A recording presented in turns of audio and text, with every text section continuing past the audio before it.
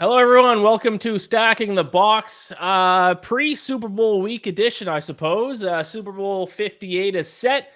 The Kansas City Chiefs are returning to the Super Bowl for the fourth time in 5 years after once again getting outplayed by a team, but they did find a way to win because Patrick Mahomes and the rest of the Chiefs have done a deal with the devil. Sterling, why don't you take it away off the top of the show before we get into things? Go ahead, gloat, smile, smirk, brag, whatever you want to do. The Chiefs are back in the Super Bowl, and I've lost betting against them again. It's great to see you, Ian. It's great to see you, Sterling. No, man, it's I won't gloat.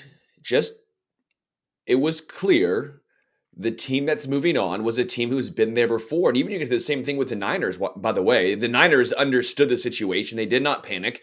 They were the more showed resolved, right? They were calm. They didn't let the moment get too big. The Ravens, clearly, the moment was too big for them. The Lions, second half, the moment looked to be too big for them. The Chiefs and Niners, at least head coaching wise, they've been here before. That calm permeated down. They got it done. Yeah, I'm gonna try not to be too cranky, but it's been a rough couple days for me. I'll try to get my mood going as the show goes on. By the way, your gifts also for losing in Survivor have been course. sent to my house as well. So Yes, so we are gonna open up the gift that I had to pay for you, and I still owe you a steak dinner, and I still got to watch the Chiefs, and I still got to hear about Travis Kelce and Taylor Swift, and I still got to watch Mahomes win another Super Bowl, and then 2 weeks. We got the bright side is in 2 weeks the season's over, and we can start talking about the next season, which my Falcons, some pretty good coaching hires. I think we're looking pretty good. But before we get into all this, because we do have a lot to cover, of course. Guess what, football fans? DraftKings is offering a fantastic sign-up bonus ahead of the Super Bowl. You can place a $5 bet on anything to instantly claim $200 in bonus bets. You'll also be rewarded with a separate no-sweat single-game parlay every single day when you opt in. The best part is you will receive both rewards even if your bet loses.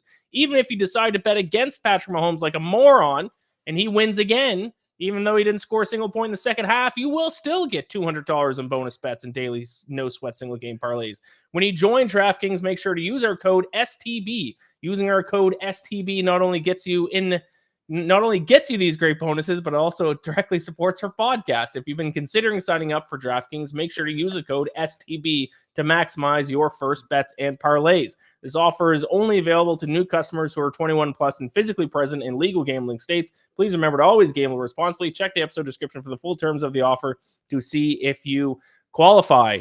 Woozy Guy 9 in the chat says, we're not gloating, Ian. Chiefs fans are just having trouble not having a shit-eating grin on their faces this week. Yeah. It must be nice. It must be nice to be a Chiefs fan. it doesn't suck. Yeah. Imagine.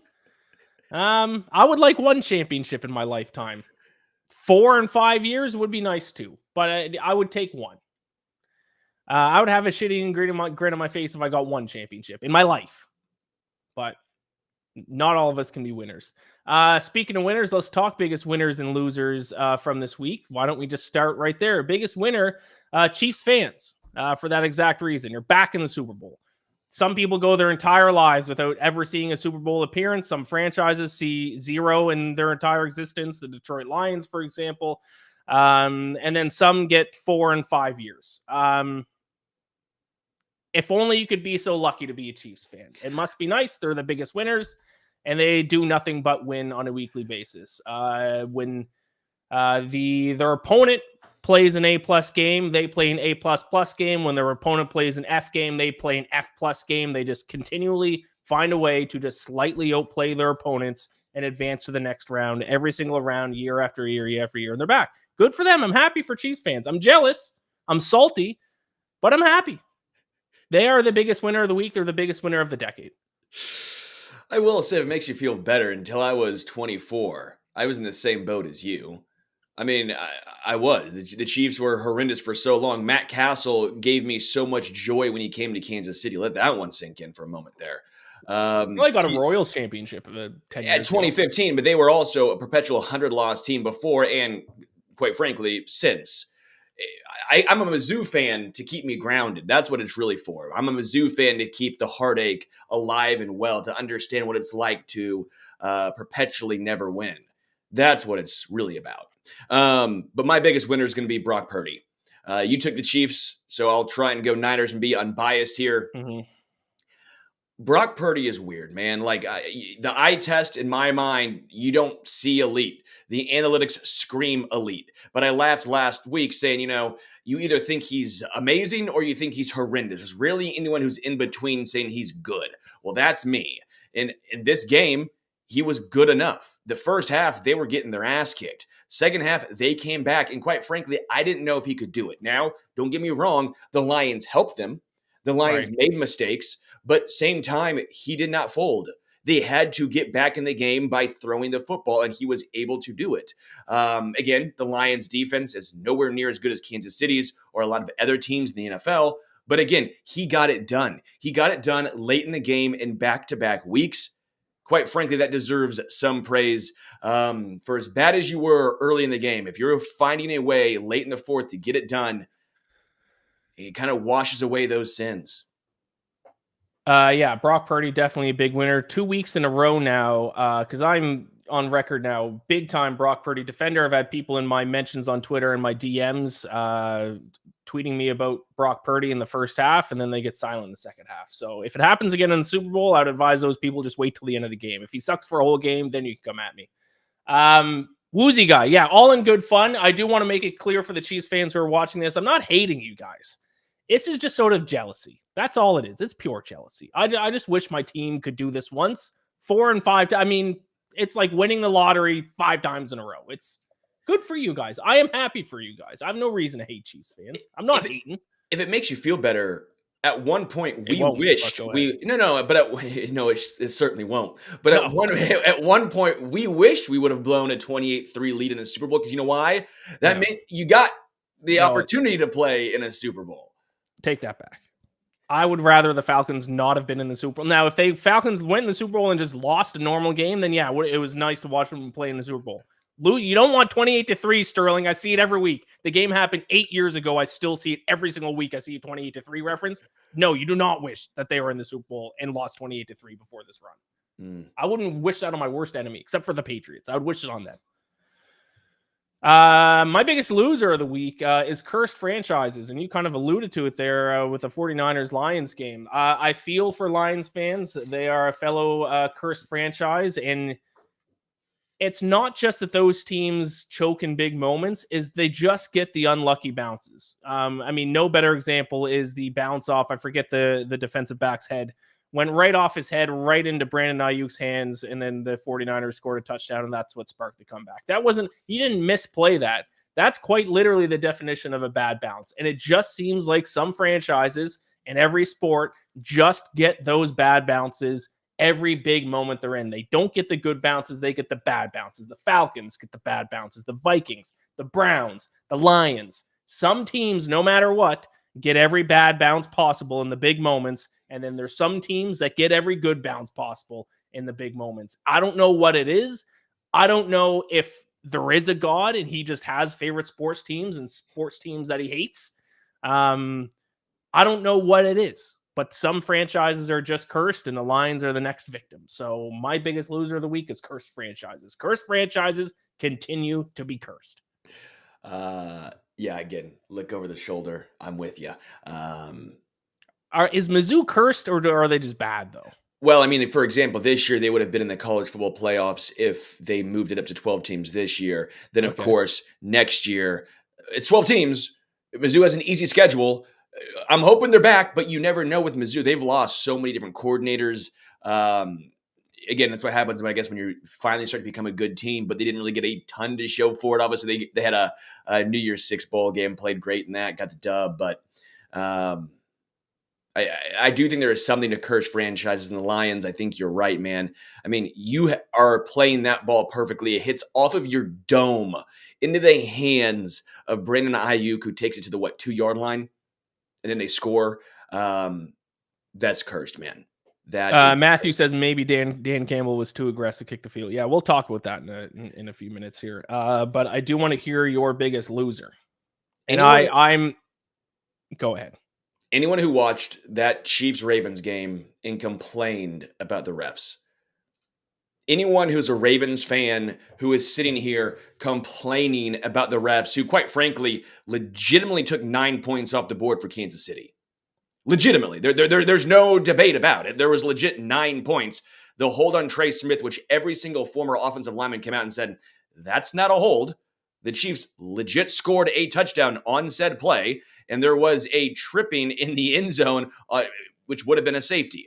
That is 9 legitimate points. So unless Ravens fans are sitting here saying, yeah, the refs sucked and they hurt the Chiefs, which quite frankly, weirdly enough, not hearing that. They're hearing a lot of, well, it was triple coverage in the end zone, but there may have been pass interference. No, there wasn't. When have you ever seen that called pass interference in the entire time in the NFL? You never have. It's soft. It's embarrassing. Grow up. Lamar Jackson choked. This dude named Kurt Benkert, former backup quarterback, who wants to grow his YouTube channel, which, by the way, I get why he's doing this. He's pandering. It's pandering at its finest, because I'm convinced that people just regurgitate what they know 31 other fan bases will get behind. Because you know why? 31 other fan bases will say, well, that's not my team. That's not my team. I'm tired of the Chiefs. So what am I going to do? Oh, yeah, it was the refs' fault. That's the only logical explanation, not the fact that Mahomes, Andy Reid, and this team is better than them. It's so obnoxious. It is pandering, and people cannot realize it. Don't let facts get in the way of you trying to build and grow your YouTube channel, guy. I mean, it's soft. It's immature. Grow up. I didn't see who Kurt. What's his name? Kurt. Exactly. To be fair, though, Sterling, do you think that the Chiefs fans specifically have ever been obnoxious about referee calls this season? I think the majority of the time it's completely unfounded. I think the majority of the time it's legitimate penalties that for some reason fans of opposing teams want to say, let's pick and choose screenshots 3 times in a game and say this is why we lost, instead of in totality understanding that refs suck. I'm not saying refs don't blow. I'm not saying that refs don't make missed calls, but you act like it's only one-sided, and it's just absurd. It's asinine. Like, it's so hard. Do I think there's ways that the NFL could help referees? You bet your ass there is. But the fact of the matter is, when you take 3 screenshots, 3 screen grabs, and it's not even a moving picture, and say, well, look at this hold, and then you have former NFL offensive linemen come out and say, yeah, that's not a hold, guy. And then they're so stuck in the mindset of, well, that's just because you love the Chiefs. You love Taylor Swift. It's so obnoxious. Sorry, your team did not win. Today, there were Eagles fans. Today, January 30th, still talking about a call against James Bradbury. Well, he admitted he held the guy, where you can see him holding said guy. Ticky-tack. Sure. But the quarterback even admitted he did. Like, at some point, just win the damn game. If you lose, win or lose based on that, that's on you. The Chiefs have been there on an Eric Fisher holding penalty that did not affect the play in the playoffs. Every fan base, every team has been there. The key is they weren't good enough overall. If you can't overcome one mistake by a referee, you did not deserve to win that game. I feel like that's it. I don't think Chiefs fans are innocent in this either. When they lose, it only happens in the regular season. But I definitely have seen Chiefs fans tweeting out screenshots of penalties from the other team. Dog, it's happened in the regular season. A referee retired after a Chiefs playoff game. Jeff Triplett, on a forward progress when Derek Johnson had a sack, fumble, and all of a sudden they go, no, forward progress. No one in the history of the NFL has ever seen that called before. Now, that's an exaggeration, but in that moment, you look that up, that goes down to the pantheon of what the hell was the ref thinking there? He retired after the game, man. Like, the Chiefs have been there in playoff games. The key is it happens to every team. You have to overcome. It does happen to overcome. For sure. Let's recap the conference championship, and then of course we're going to preview the Super Bowl, because next week, I don't know if we're doing a show or not, Sterling, because you're going to be at the Super Bowl. Covering it for Stacking the Box. I will not be, but that's okay. So we'll see if we can do some kind of show next week. I don't know if we will. It'll be too busy, at the Super Bowl. No big deal. But let's start this week's show by recapping the conference championship a little bit. Let's start with the Chiefs-Ravens game. We talked about the Chiefs a little bit. Let's talk about the Ravens because, yeah, at the end of the day, I agree. They certainly did not lose because of the refs. But why did the Ravens lose? I'll start, Sterling, because I have a take about it, and I think it's the correct take. And it's the reason why I wish I didn't bet on the Ravens. Heading into this game, the reason why I bet on the Ravens, why I thought they were going to win the game, because no team runs the ball more than the Ravens. No team runs the ball better than the Ravens. And the Chiefs, that is their biggest weakness. They struggled stopping the run all season. But then the Ravens went into this game, and I'm trying to find the stat I tweeted out. Ravens ran the ball in 49.92% of plays this season. Most of the NFL, they ran on 28.7% of plays against the Chiefs, and that's including scrambles, which weren't designed runs. I think someone replied to that tweet and said they only had like 8 or 9 designed runs in that game against the Chiefs. They Why? had What 6. kind of an offensive game? And they averaged 5.1 yards per carry when they did run the ball. What kind of an offensive game plan was that? That's one of the worst game plans I've seen in my life. You completely abandon what you're good at. 6 running back carries in the game. 6 running back carries in the game against the Chiefs, whose only weakness is the run defense. You can't beat the Chiefs through the air. What I will say is they were down 2 scores and they weren't running extremely effective on the ground. Like, again, you're right. They were fine on the ground, but they had one legit run. Again, 6 opportunities is not a lot. They had one nice run from a running back and then 5 others that were basically stuffed at the line of scrimmage. The Chiefs have this ability, and while I'm with you, the Chiefs' weakness is for sure their run defense. Spagnuolo is very, very good. I think he deserves a lot of credit. He's a big game coordinator. He's done this time and time again. While, yes, during the regular season, the run defense has been pretty bad, they can find ways to say, we will take away your strength. They're going to stack the box. They're going to say, we'll have L'Jarius and Trent McDuffie go one-on-one. We'll bring Justin Reed up to the line of scrimmage. And he made some plays. Like, end of the day, I give a lot of credit to Spags. I think the Ravens were sitting here going, we can't come back from a 2-score deficit by running the football at 3 or 4 yards a clip. It's not going to work. They average 5.1 yards per carry. You're taking into Lamar Jackson. Right. No, that's fine. I'm talking about the running backs in particular. Yeah, what did they run for? Yeah, I don't think it's, what did you say, 6 running back carries? But my point is, when you're down 2 scores, you don't have the opportunity to say, we can go 3 and out. We don't have the opportunity for that. You have to try and make explosive plays happen. They weren't having explosive plays through the ground outside of Lamar Jackson on a pass play, scrambling out. That was what they had to do. Now, again, I'm not disagreeing that they should have stuck with it at least longer, but I can at least understand of, hey, you're down 2 scores. We have to make something explosive happen now. I don't agree. I mean, if you're down 2 scores in the second half of the fourth quarter with, you have 7 minutes left and you're down 2 scores, sure. But you have an entire half of football left to be played and you're down 10 points. You're not even down 14. You're down 10. And you are the top running offense in the NFL. Lamar Jackson, Lamar Jackson is not Patrick Mahomes. He's at his best when you can sprinkle in the run game, have some quarterback design runs. If Lamar Jackson has to throw the ball 40 times in a game, you're probably going to lose, especially against the Chiefs, especially against their secondary. I think that was the reason, obviously that and then 2 turnovers, and then the Ravens lost the game. Yeah. I don't know what they were thinking offensively. And even before they were down 2 scores, early in the game, they were still, first half, they were still throwing the football. Yeah, I think I have the first half, second half, or first half splits. 12 passes, 8 runs in the first half. Yeah, they were 50-50 all year long.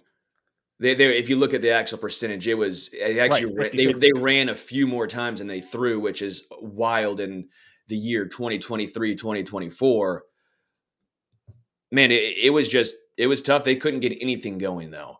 I think, and then when they did, they turned the ball over. Yeah, I think it was more Spags defense than anything else. I think he was a mastermind back there. I mean, again, that was their 4th string safety making the interception. I mean, that's depth right there. I was very impressed with the game plan. I know folks have been talking about the Chiefs offense and the struggles in the second half. I will say this, and you're probably going to disagree with me. I think it was a little bit of, again, they didn't want to go 3 and out. They weren't trying to not score points, But look at what they did. How often did they run the football? How often did Mahomes just say, you know what? I am not forcing the ball. I am not going to make a back-breaking play. You looked at Detroit, right? Detroit kept trying to keep their foot on the pedal, and what happened? They kept making mistakes time and time again.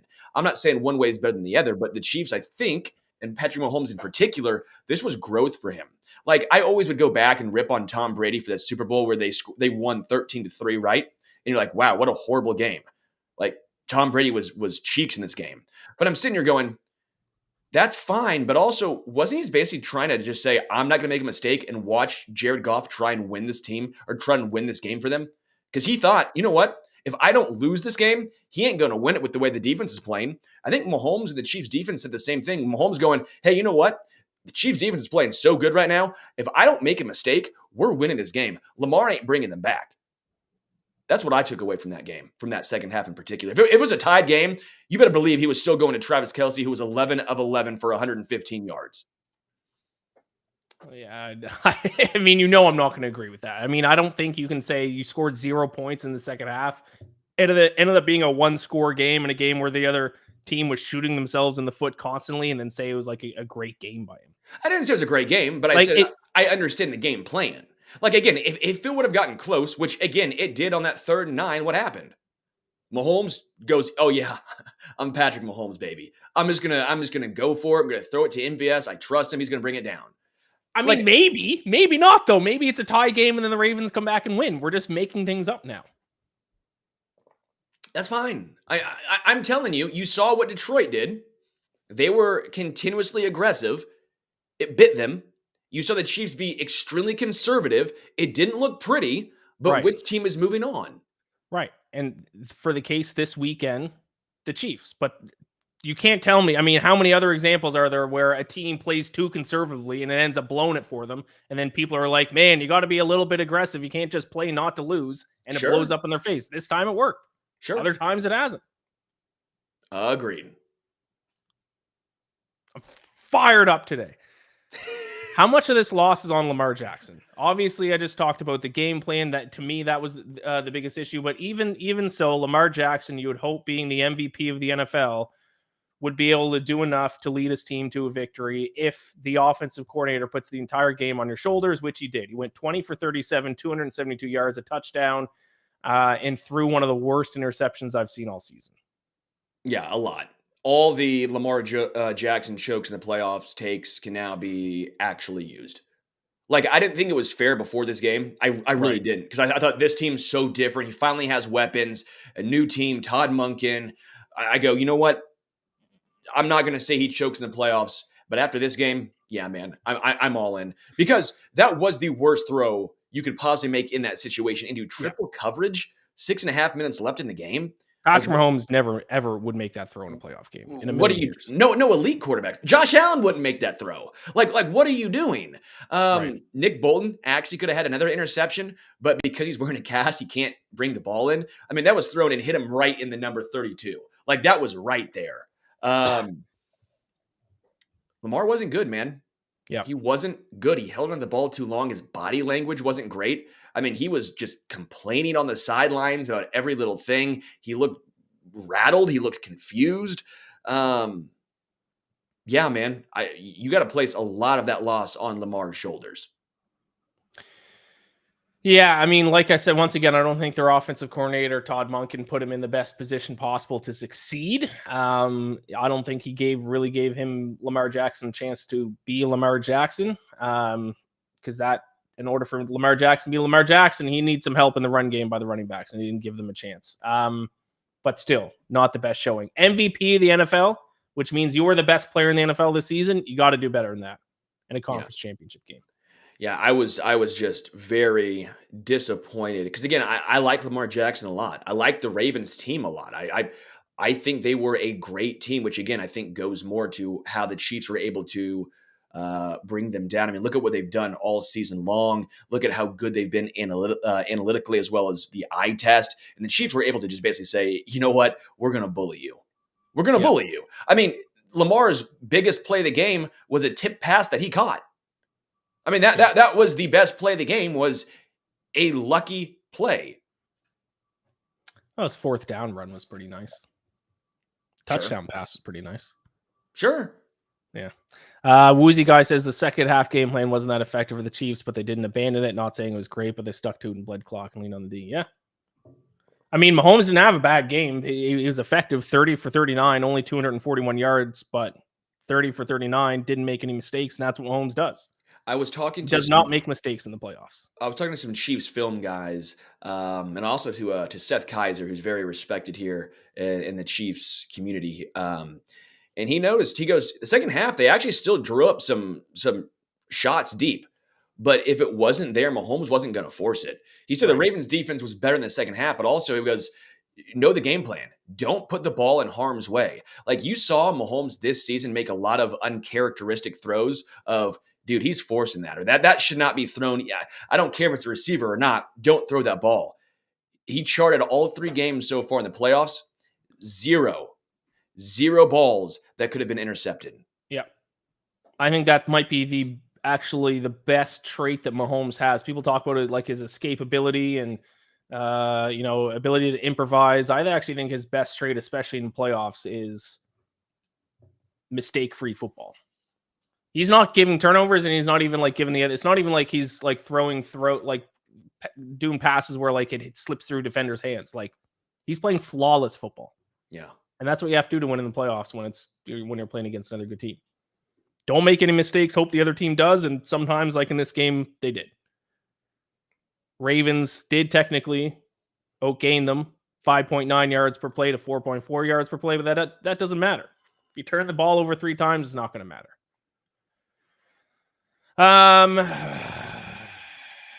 Are you bored winning as a Chiefs fan? No, this year's been so much fun. I mean, honestly, this year has been incredible. Yeah. And here's why. On Christmas, just over a month ago, I thought this was the worst team we have seen in the Mahomes era by far. Like, I'm like, they're going to waste this incredible defense with who knows if L'Jarius is back next year. Who knows if Chris Jones is back next year. Sure, the offense will come back, and probably they'll get some draft picks and some veteran wide receivers. But, man, they really wasted this Chiefs defense. And then all of a sudden, it clicked. That Bills game fired me up something fierce. Going into that game after what I saw they did to the Dolphins and just saw the reactions of the players, just the mindset, I go, this team's getting it done, man. I don't care who they play. They can play the Ravens. They can play the Niners. This team's getting it done. There is a little bit of a almost sandbag feel to it. Like during the regular season, they're like, we don't really care. We don't care. Travis Kelce could get 16 yards for yet another 1,000-yard season. He goes, we don't care. We're just going to turn it on in the playoffs. Golden State did it. The Patriots did it for so long. Sometimes we focus so much on what teams look like in week 5. Doesn't really matter. What happens in January, what happens in February, that's what really defines a team. Matthew says, I love winning as a Chiefs fan. I love being the villains of the NFL. So let me pose that question to you. How does it feel to be the villain? Because I think we can say the Chiefs are the villain of the NFL now. Like if you look at those, and I never know how accurate those maps are, but you see it every single playoff game in the NFL. Which states are cheering for which teams in the conference championship and the Super Bowl. The map, I saw somewhere, someone tweeted it. It was the map of the Chiefs' first Super Bowl run. And like the entire map was all people cheering for the Chiefs. And now it's the complete opposite. And it's everyone else. And then there's Missouri and Kansas. Do both those states cheer for the Chiefs? Are they both Chiefs places? And then everywhere else on the map. And once again, don't know how accurate these are. I don't know how they come up with these numbers, but everyone else is cheering against the Chiefs. How does it feel to be the villain? Yeah, it's awesome. It's awesome. Do you do know that how you felt about the Patriots for 20 years is now how everyone feels about the Chiefs? Are you aware of that? 100%. And you're okay with it? I am okay with guilty? it. I feel I will say this, I feel for the other teams in the NFL, especially teams in the AFC, because Tom Brady and the Patriots dominated for so long. Not only that, he played until he was like 45. Now I know he left for Tampa, but you're sitting here going, when is this dude going to retire? Like seriously, this is unheard of. This is historic. Right. And he finally retires, and you think, hallelujah, finally, it's open. It's not going to be one team anymore. There's opportunities for everyone. No, baton was passed, and it goes directly from the Patriots dynasty directly into the Chiefs. Right. It wasn't even a 1-year buffer. It was immediately. Well, and that's what it is. And so I understand that, right? Like, you thought the Chiefs were the team that were going to be the start of the new brigade of new Right. teams winning every single year. So that's why everyone's rooting for Kansas City, right? Finally, it's not the Patriots. Finally, Right. it's a team who's not won in 50 years. And they are a likable team. The Chiefs? Yeah, outside of the fact that they've won a ton, like Mahomes is a very Yeah. likable guy. Andy Reid's like one of the most likable coaches of all time. I would agree with that. And Travis Kelce, I think, is He fun. might be a little polarizing, but he's Sure, but generally, I mean, he's a good guy. He doesn't have legal issues. yeah, it's just the winning, and I understand it. So you have to buy in, and the players have this year. Like, the players really bought in Buffalo when they were getting snowballs pelted at them, and Drew Tranquil is sitting there just egging them on. Like, Mahomes went up there and started egging them on. Right. Like, you wouldn't have seen that from Mahomes a few years ago. Like, Right. Mahomes and Travis Kelce, when Justin Tucker, quite frankly, is trying to punk him and play mind games. I don't know if you heard this. They asked Justin Tucker to move his helmet and stuff, and Justin Tucker goes, "Yeah, sure." And he moved it like 2 inches. And that's when they threw because they're like, "Okay, dude, no, bleep that. You're not doing this. You're not kicking on the goal line." Yeah, they're the villains. And quite frankly, in real life, sorry, it's not a Disney movie. Villains are winning. I do have some breaking news. The Steelers are expected to hire former Falcons coach Arthur Smith as their offensive coordinator. Who's the backup tight end for the Steelers? Take him in your fantasy league next year. Dude, they're going back to Matt Canada. Yeah, maybe even a worse version of Matt Canada. I mean, Arthur Smith was there for the heyday of Derrick Henry, but I mean, you got to have Derrick Henry to do that. It's just, I don't get it. They're just going to run the football yet again with, I get it, they have Najee Harris and Jalen Warren, but in today's NFL? All right. Yeah, interesting. Woozy guy first, you kind of don't like it. Last year was building. This year, everyone was so ready for the Chiefs' downfall, and the vitriol was so strong. You're just like, F it, let's bite them. I think what hurts, speaking as a non-Chiefs fan, I think what hurts the most is that this year, the Chiefs, for the regular season, they weren't the best team in the AFC. It's not like they dominated the regular season. They were like, I mean, at best, you could argue they were number 2. I would argue they were 3 or 4 in the conference. And then we're like, okay, like it's going to be a little bit of a down year. They don't have receivers. Kadarius Toney's hilarious to watch. Nobody can catch a ball. Their defense is good, but they don't have enough offensive weapons. And then the playoffs hit, and it's just like, okay, they're going to win again. So it stings a little bit more. I think it would hurt less if the Chiefs has dominated the regular season again. But it's like we had hope all year. Like not many people even really consider the Chiefs as a legitimate Super Bowl contender. And now here they are back in the Super Bowl. Well, and that's what it was all these other fans talking smack, just talking about the downfall of the Chiefs, right? They talk so much smack. And then the Chiefs are yet again back in the Super Bowl. So a whole bunch of fans on Twitter are getting back at all those people, which just stirs the pot yet again. Right. Trevor Rogan says, can't wait for the Chiefs to destroy Ian's prize child MVP, Brock Purdy. Yeah, we'll see about that. What was I going to say? Oh, yeah, right. Some people are getting mad at me because I'm like kind of turning into a bit of a Chiefs hater. My reasoning and the best way to describe it is that as great as the Chiefs are, because some people are like, you should cheer for greatness and all that stuff. To me, it's like having to watch Shawshank Redemption 1,000 times in a row. It's a great movie, arguably the greatest movie of all time. I don't want to watch it 1,000 times in a row. I know how it ends. I want to see different movies with different endings. And with the Chiefs back in the Super Bowl, it's like watching the same movie again for the 5th time in the past 4 years. I know how it's going to end, and it doesn't do anything for me. I watch sports to get like emotion out of it. Chiefs winning doesn't give me an emotion. It doesn't give me a good emotion. Maybe it gives me a bad emotion. I want like a feel-good story. I want to see like videos of like fans who are cheering for, who've been a fan of their team for the past 50 years, never win a Super Bowl, and like their kid is like filming them as they watch their team win a Super Bowl, and they're bawling their eyes out. Old men crying because they finally get to see their team win a championship. That's what I want to see. That's what I like about sports. What I don't like about sports is the same team winning again. Who cares if Patrick Mahomes wins another Super Bowl? That doesn't make me happy. That doesn't make me cry tears of joy. It's like, oh, great. It's the same thing we've seen. Well, we almost saw something new, and that was the Detroit Lions in the Super Bowl, yet they fell. They had the game within their grasp and they choked. That was a choke job. Again, bad bounces, of course. But when you watch that game and you understand what Dan Campbell and the decisions that he made, I sit here saying Dan Campbell made those decisions all year long, and I never heard anyone complain when they went right. Now, a 48-yard field goal, for some reason, everyone is yelling, take the points, take the points. I'm not saying it was the right decision to go for it, but also it's not just as simple as take the points. He was what? It was like 50%, 48%. It was not a high number of what he was from 48 plus on the year. That was not a chip shot. That was not a gimme. And oh, by the way, Jake Moody missed one from 43 early on in the game.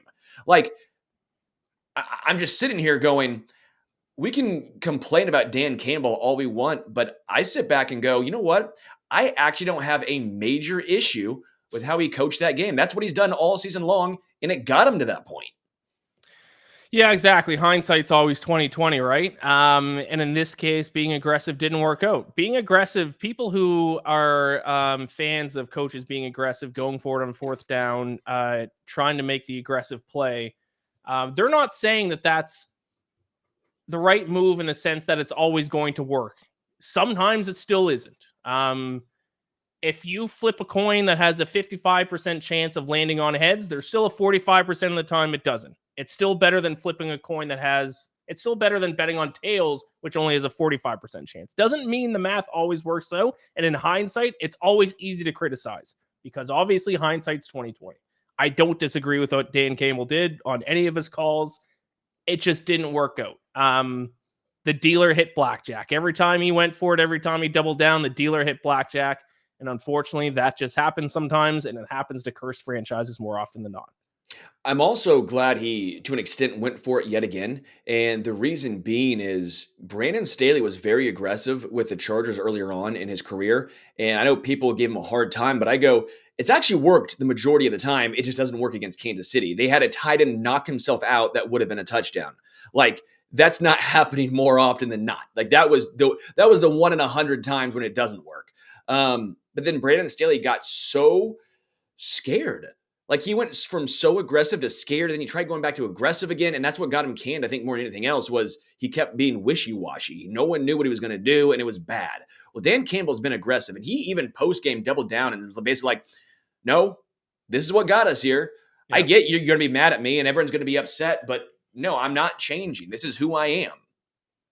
Yeah.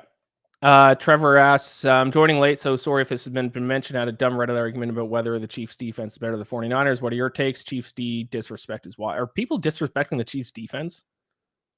They were. Who's doing that? That's a wild take if they are. I think some national media before the Bills game in particular.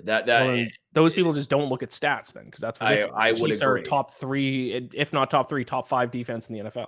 I think the reason is they only have one real superstar, Chris Jones, right? Like, it's not like they're littered with the Fred Warners, the Eric Armsteads, the Bosas. Like, they don't have a whole bunch of like massive name players, right? Like, even the Ravens, Roquan Smith, I think Patrick Queen started to get there, Justin Madubuike, Jadeveon Clowney was 1-1.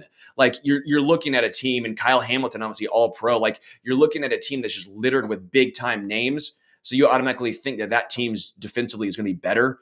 Again, this is why I go back to Steve Spagnuolo. I mean, he's done such a great job with second-year guys, third-year guys, and maybe some dudes who aren't as well known. But again, if you know ball and if you know stats and analytics and you're looking into the games and you watch every game, I don't think people are sliding the Chiefs' defense. It's the people who, quite frankly, shouldn't be talking ball to begin with. Those are the folks, and they're not worth your time.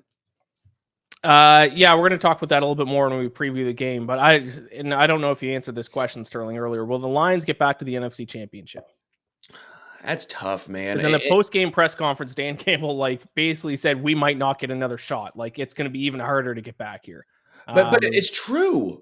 Do you like that? Because I kind of like the honesty from Dan. Like, that's what he's known for, is being an honest guy.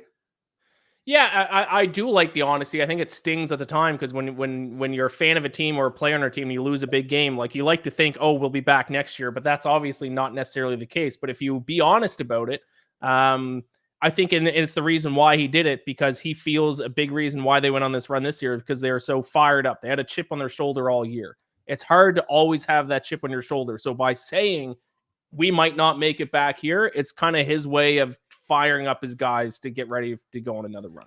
100% agree. Right. 100%. I mean, people always talk about it. It's not that hard to go from 3 to 9 wins. Like, that's the easier one. Then from 9 to 12 is really hard. And then 12 to a Super Bowl is nearly impossible. And then now the Lions went from 9 to 12. They did the 3 to 9. They did the 9 to 12. Right. They got here. Now they're in the part that's really, really difficult. I mean, unless you're Patrick Mahomes. Sure. Or Tom, again, there's always going to be outliers, but they don't have the superstar quarterback. Jared Goff's a good quarterback. I think Jared Goff's very underrated. But again, you don't have a quarterback on a rookie deal, so you're having to build your team through the draft at every other position. Eventually, Amon-Ra St. Brown's contract comes up. Eventually, all these other deals come up, and you have to make tough decisions. Yeah, it is going to be harder next year. That's what does suck. You have to win in these opportunities. The Niners keep finding ways to do it. And again, they're doing it with a rookie quarterback contract. That allows them to have a complete team.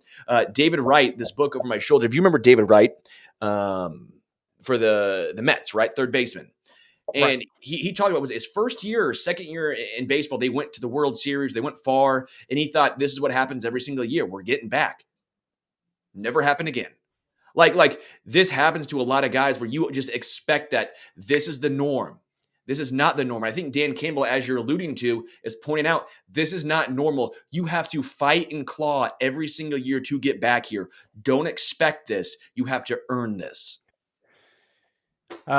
Yes, and I think the biggest issue for the Lions getting back is they're going to lose Ben Johnson. The Lions offense is what got them there. They did not make the NFC Championship based on their defense. They got there based on their offense. A lot of it offensive scheme and a lot in offensive play calling, and that's all Ben Johnson. As much as Dan Campbell is a leader of men, this offense was good because as good as it was because of Ben Johnson, and they're going to lose him, which would be, if I was a Lions fan, I'd be the number one concern about being able to get back to this spot. Now, the things that favor the Lions is the NFC is overall pretty weak. Next year, you're going to have the 49ers. The Cowboys will choke in the playoffs again. Who knows what's going to go on with the Eagles? And then you got, the Packers, obviously, in the division. That's a little bit scary. But it does benefit them to be in the NFC instead of being in the AFC. A lot easier. I will say, but this was an easier path. Kirk Cousins getting injured. The Bears, I do think things break their way for sure. And the Bears showed something this year as well. I mean, towards the end of the season, you're sitting here going, okay, maybe the Bears aren't atrocious. The Rams are still finding ways. This was the down year in the NFC, which again, I think if you're an AFC team, you say the same thing with the Chiefs. This was the year to beat the Chiefs. It was squandered opportunities is what it comes down to. Yeah. All right, let's talk Super Bowl here. Obviously, a ways to go. I hate the 2 weeks in between the conference championship and the Super Bowl. It's the longest 2 weeks in sports, especially when it's the Chiefs in the Super Bowl for the fourth time in 5 years, because there's no new storylines, except for Taylor Swift and Travis Kelce. That'll be a fun storyline to listen to the next 2 weeks. Chiefs are underdogs again, though, despite being the hottest team in the playoffs, despite having Patrick Mahomes. The Chiefs are once again underdogs. The betting line opened up at 49ers minus 2.5. It got bet down immediately. It got down as low as around 49ers minus 1. It has then since, and let me check to see if any major changes have happened in the past half hour. But I'm assuming it's back up. It's actually some places it's back up to minus 2. Kind of settled there for a bit at minus 1.5, still minus 1.5 at most places. Some places have it back up to minus 2. Regardless, the Chiefs, unless there's a major shift, and I don't think there will be, the Chiefs will enter as a small underdog again. Last year, they were 1.5 point underdog to the Eagles, and of course, they won that game. Yeah, I don't have an issue with it. The Niners are a great team. They're a great team. I think they've earned that. Vegas is not in the business of losing money. So while I think the Chiefs have the advantage here because I'm going to bet on Patrick Mahomes and what they've done, Vegas ain't in the business of losing money. They're not setting that line willy-nilly. Mm-hmm. So when I look at this, if you're a Chiefs fan, you're almost excited because the Chiefs have used this as motivation. You don't rarely get to see the Chiefs with Patrick Mahomes get to use the underdog storyline. Now, again, it's pretty silly. It's 1.5 point. You're the defending Super Bowl champions, but they can still use it. They use it against the Bills. They use it against the Ravens, and now they get to use it in the Super Bowl. It's not quite that no one believes in us because, again, it's a 1 point line. It's a 2 point line. But end of the day, in the highest level, you'll use anything. They use Justin Tucker doing a very minor thing as motivation. You heard Donovan Smith post-game quoting, it was so some Ravens players earlier, like they hear this stuff. They use it. They channel it.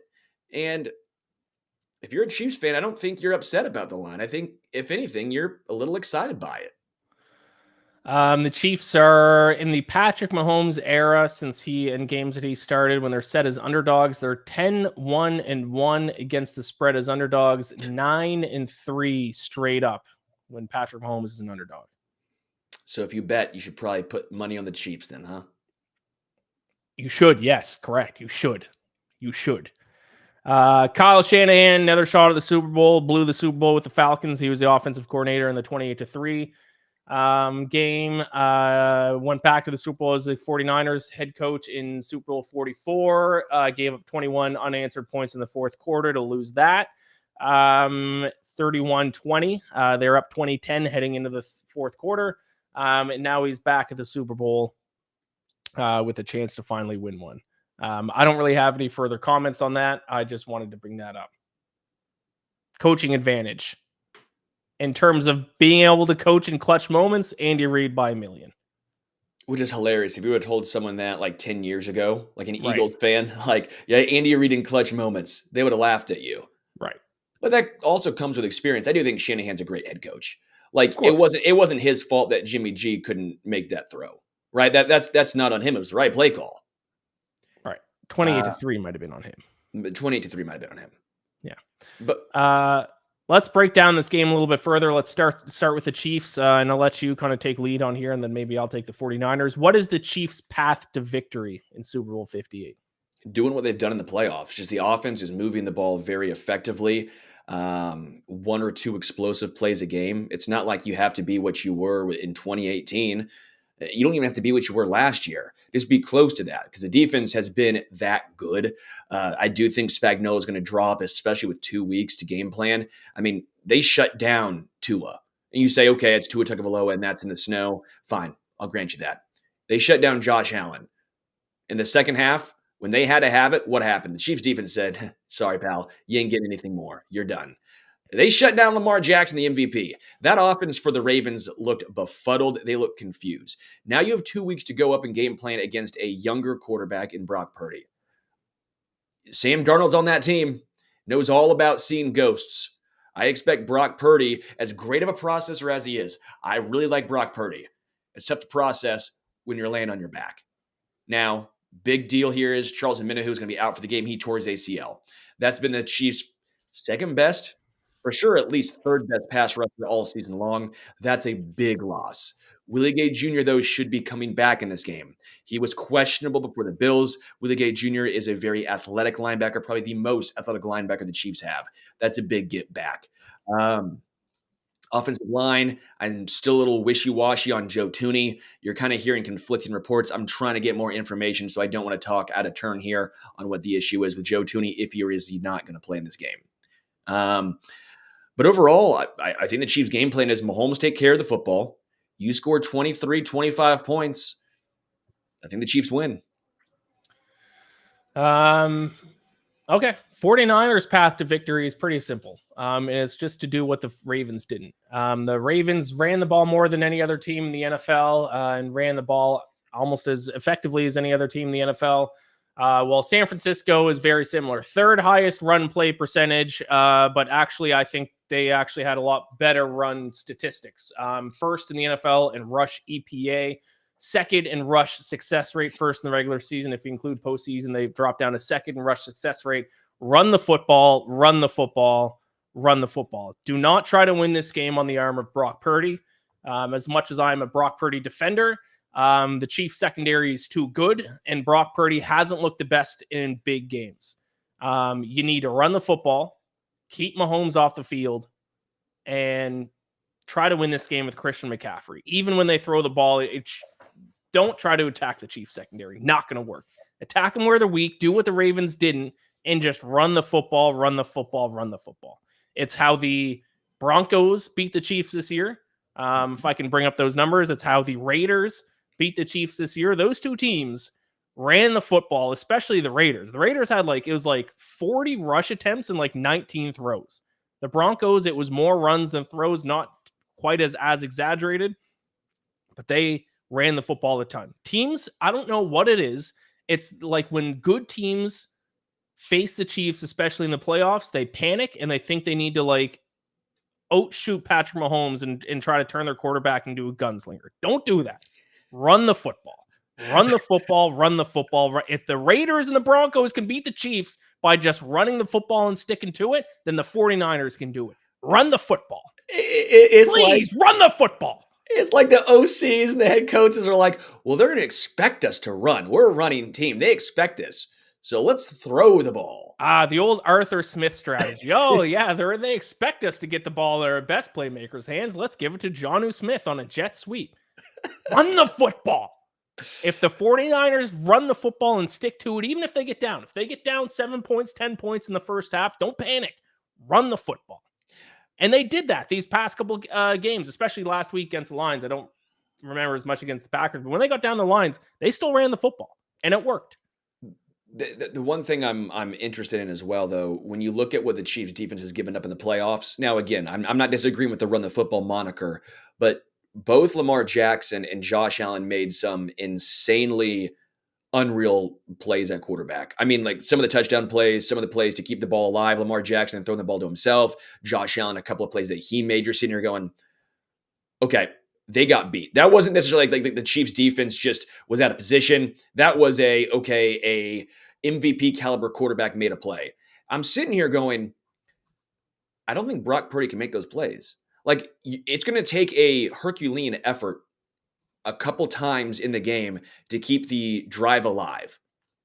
Can Brock Purdy do that? Now, I will say he's made a couple of really nice plays. That one throw to George Kittle for a touchdown, not against the Lions, but the week prior, that was a Herculean type of play. That was an absolute dot.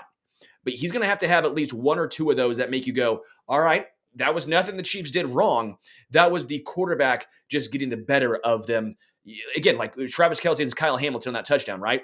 There was nothing Kyle Hamilton could have done different on that touchdown. That was Mahomes to Kelce. In today's era of NFL, perfect offense will always beat perfect defense. It's the way the NFL is set up right now with the hand check rule, all that stuff. It's the way it's set up. So unless Brock Purdy makes a couple of those plays, I don't see their chances. But he has made a couple of those plays. He threw some absolute dimes. The game against the Packers, it wasn't just the touchdown throw. He had another one in the middle of the field that was unbelievable. He had a couple throws last week. He's got to limit the bad throws, though. He has made some just bad throws the past couple of weeks. The interception this past week was terrible. But those, to be honest, though, those are kind of throws you expect from a second-year quarterback. 100% agree. Again, I think Brock people Purdy, still treat him like he's like a veteran quarterback who's been making those throws for years. People forget he's a second-year guy. We got to cut him a little bit of slack, which is why we got to run the football. Woozy made a great comment. Ian channeling Richard Sherman. I forgot about that clip. I need to find that clip, and I'm going to be tweeting that clip all week leading up to this. Run the football. Hunter Sterling doesn't watch the other games, just Casey. You know that ain't true, Hunter. You know that ain't true. Watch every game. Trust me, my fiance is always. I'm always using an excuse. Sorry, babe. I can't. I got to go watch football. It's for work. It's for work. I keep on trying to find the run splits in the Broncos and Raiders games when they beat the Chiefs. I know I tweeted it out, and I can't find it to save my life, but it would kind of support my point. If the worst teams in the NFL can just run the football all game against the Chiefs and win, the 49ers can do it. Please just run the football. And if you're not going to run the football, tell me beforehand so I don't have to bet on you. I'll bet on the Chiefs instead. All right, what else do we got here? That's pretty much it. We got 5 minutes left, so just really quick, we'll just give out our best bet. Sterling last week went 1-1 in the conference championship games. They hit the Chiefs plus 3.5. You lost the under between the Lions and 49ers. I went 0-2. I had one of the worst betting. In terms of potential money won down the drain, I had the worst betting day of my life on Sunday. Lost the Ravens, lost the 49ers, lost a college basketball bet by the hook. LA Kings lost in overtime. And Lydia Ko, 14-1 in LPGA, had a 3-stroke lead with 2 holes to go. Nelly Korda goes eagle birdie and then beats her in a playoff because Lydia Ko 3-putt. I was not a happy camper Sunday night. My point is I went 0-2 in the conference championship in the NFL. You said up 3 with 2 left? Yeah, Nelly Korda finished going eagle birdie to force a playoff. She's awesome, by the way. Nelly Korda has the smoothest swing. If you're a golfer, my favorite swing of all time. Yeah, guy or girl, it's Freddie Couples, but modern, like just so smooth. You watch it, it's I could watch her swing all day. And I bet on her to win the week before. Unfortunately, I didn't bet on her to win this week. I bet on Lydia Ko and Nelly Korda.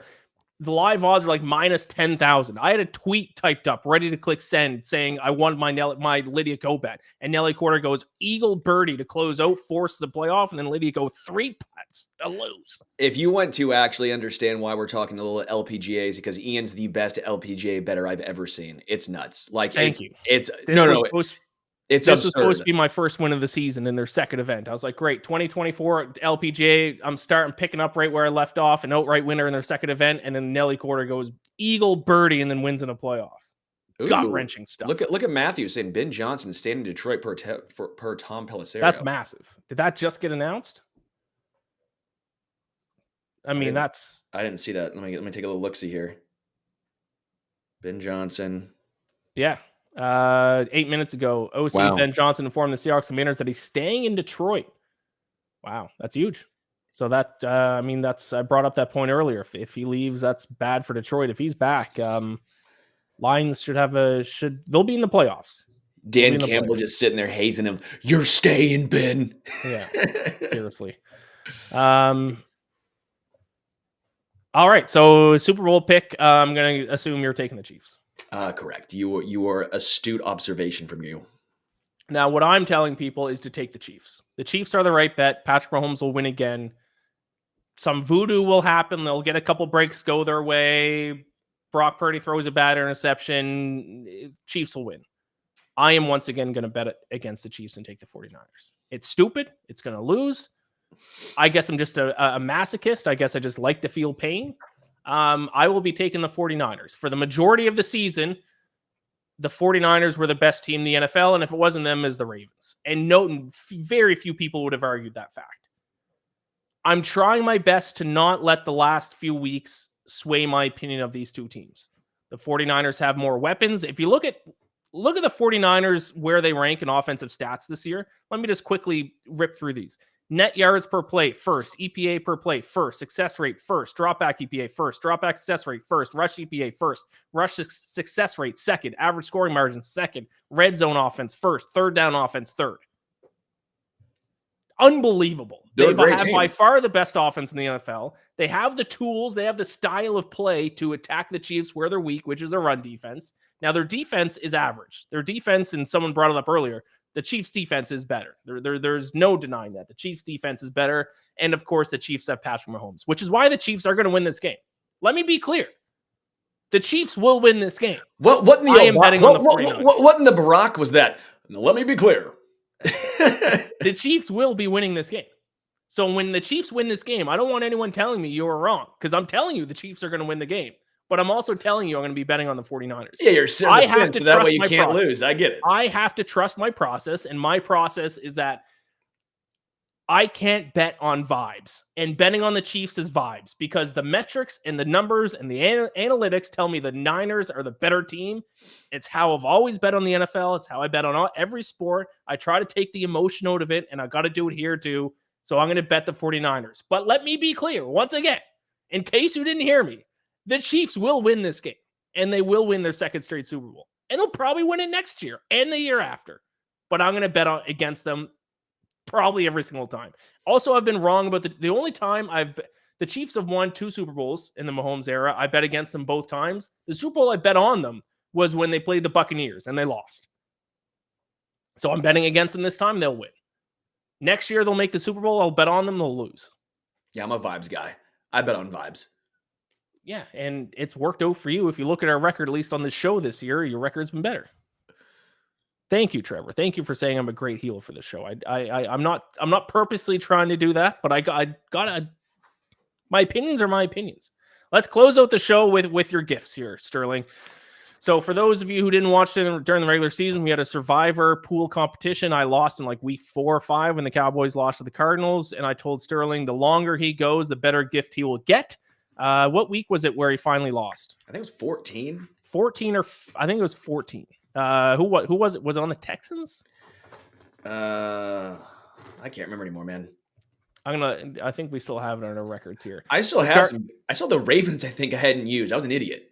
Yeah, it was I don't know who the Texans lost in week 14 off the top of my head, but it was the Texans in week 14. Hey, I live and die by the Texans all season long. You know this.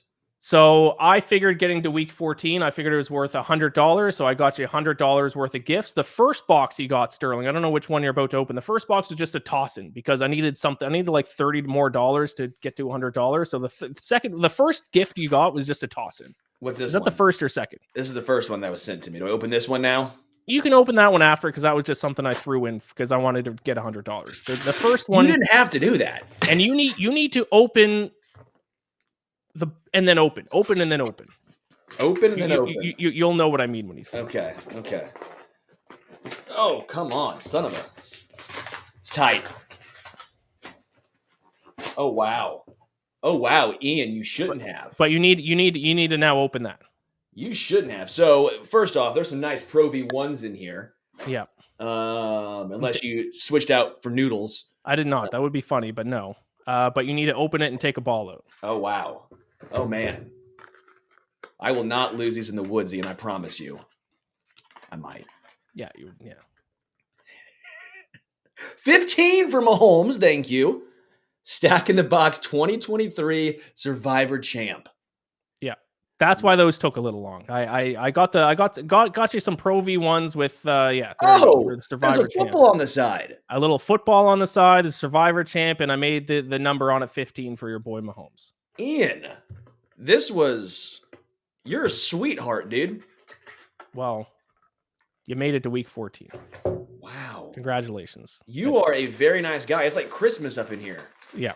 Christmas in the Holmes household. I just had to throw in something else to get to $100. So the other one's not as custom, but it's oh hell yeah, a little Titleist as we in Canada call them a toque. I believe you would call it a beanie. You know what? Just for you, I'm calling these a toque. Perfect. When someone says, "Hey, I like your beanie," I say, "No, guys, it's a toque. It's a toque." So Ian, you're congratulations. A great dude. Thank you. And I will be rooting for your Falcons next year. Thank you. And I know we're out of time. The Falcons have made some great hires, though. I was questionable about Raheem Morris. I think he's a good leader of men. I didn't know about his play calling and his strategy, but he has got himself a great defensive coordinator, a great offensive coordinator. I'm very excited for the Falcons next year. I think we're well poised. I think we're going to win the division and win a playoff game. Bold. Steak dinner. All right, this has been Stacking the Box. Next week, I think we're going to try to do a show at the same time, but I don't know. Sterling, it's going to depend on your schedule at the Super Bowl while I'm here in New York. Don't worry, you get Super Bowl Las Vegas. I'll hold the fort down here on the East Coast in New York. We will do something at some point next week, just I don't know when.